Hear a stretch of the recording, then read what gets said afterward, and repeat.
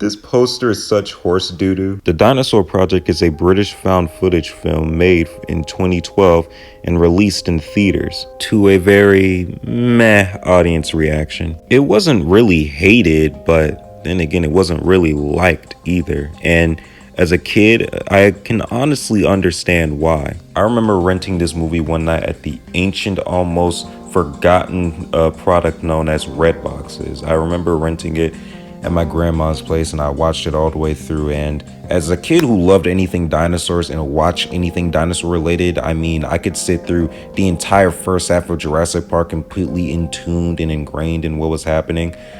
I I found this movie to be pretty boring, honestly, but then again, I was like 10, 11, or 12 at the time, so don't take that opinion of me too seriously. But with the end of Oak Street coming out very soon, I decided I wanted to rewatch this old film just to, get the dinosaur nostalgia juices flowing, and what came out of it was more disappointment than mere boredom. The film shows a lot of potential with certain scenes and concepts, but later down the runtime, it never truly capitalizes on it. It just goes into, generic early 2010s, 2000s fucking adventure movie slop. I'd personally say the beginning of the film has a very strong opening, playing heavily into the documentary style. It has a non-linear way of storytelling where the end is basically showed to us, where at the people are only able to recover the camera and are only able to see the footage of what actually happened on the island. And to the film's credit, it does keep up this nice flow, this great pacing very well in the beginning.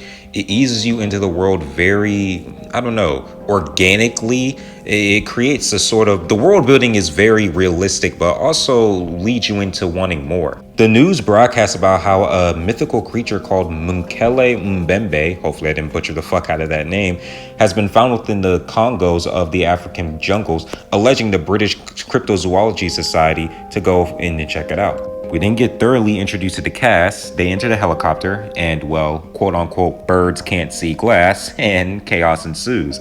Again, a very nice and, organic way to introduce the characters and progress the plot. It moves along pretty fastly. It knows why you're here and it gets directly to the point. And it's a really good highlight of the film that I don't see a lot of people talk about. But of course, I wouldn't be making this video if everything that happens after the 13-minute mark doesn't happen. The film unfortunately bogs down into what I like to call the point genre. You know the kind I'm talking about. We have to get the point A from B. Well, no, this thing is in the way. Okay, then we take a detour, then go to point B. All right, we rest for point B for a couple of days. Cool, then we move to point C, or we make a plan to move to point C. But then as we're moving to point C, something happens and we dilute into point D. Then we find out that there's a bigger mystery and that the whole island's gonna be destroyed. And oh my God, it doesn't help that the film is trying to do a Jaws effect. It's the same thing that Godzilla 2014 did, where it's building up to the eventual reveal of the titular creature or monster that is the reason you came to saw this movie. However,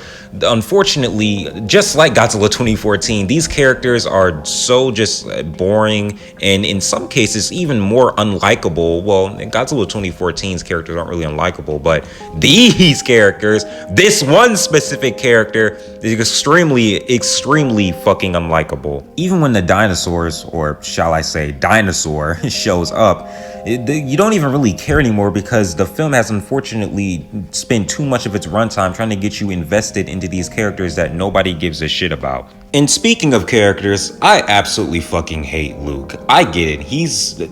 How old is he? He's 15, he's not even 18. I get it. He's an annoying brat. All 15-year-olds are annoying brat. Oh my God, he's 15. I get it. All 15-year-olds are annoying ass brats. I was an annoying ass brat at 15. But with that being said, what point is an annoying ass brat being in this movie helping it at all? Like, I get it, he's supposed to be the relatable side of the fucking protagonist, but he's not relatable in the slightest. Now, while I can't speak for the rest of you, I for one wasn't using my high-tech quality cameras to perv on women's chests and their butts behind their backs. Makes it even more fucked up that she gets brutally murdered in the first half of the movie too.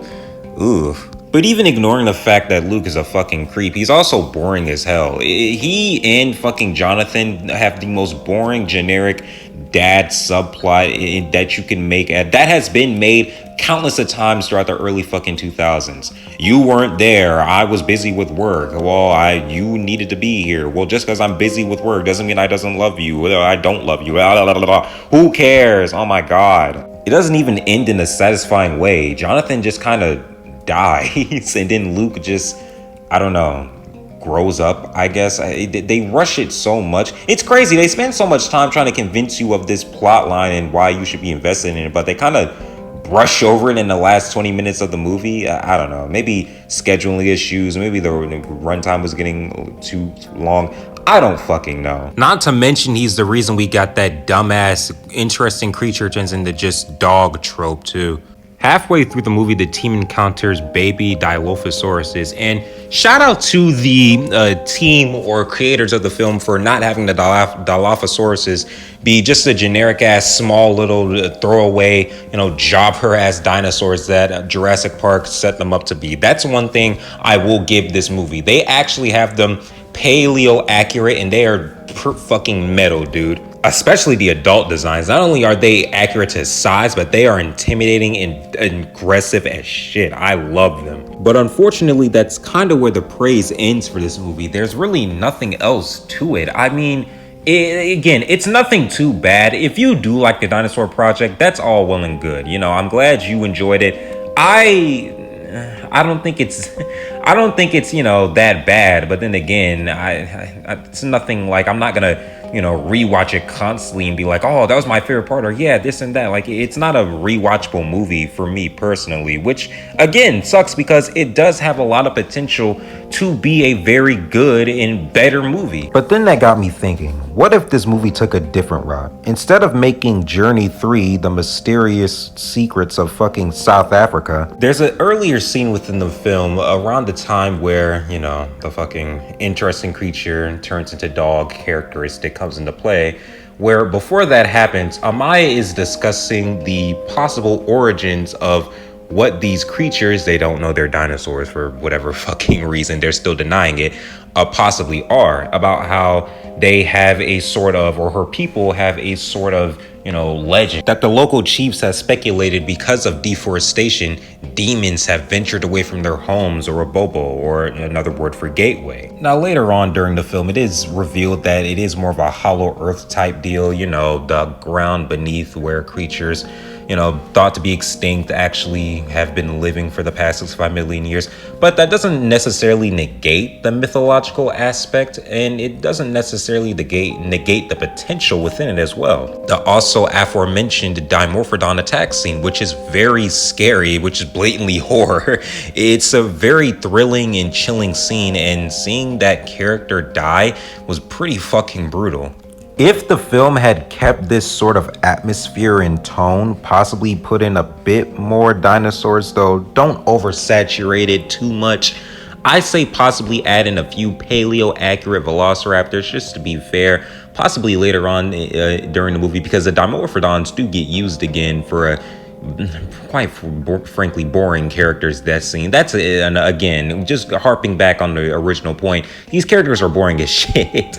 But maybe switch the Dinophodons out for some velociraptors when they do finally reach the Hollow Earth and everything. But again, other than that, if the film had kept that sort of energy throughout the rest of the movie, I really feel like it would have improved its quality a lot. Had it had been a horror film, which a lot of found footage films during that heyday were about, or centered around, or just the whole concept of, I feel like it would have improved greatly, and it could have been a leeway into them expanding the film's potential and being able to do much more with it. Speaking about the characters, please fucking cut Luke from this film. He has no purpose other than, again, the audience's self-insert, but we don't need a self-insert. What we want is interesting characters. I don't care about what I would do in this situation. I'm not in the situation. I'm not ever gonna be in this situation.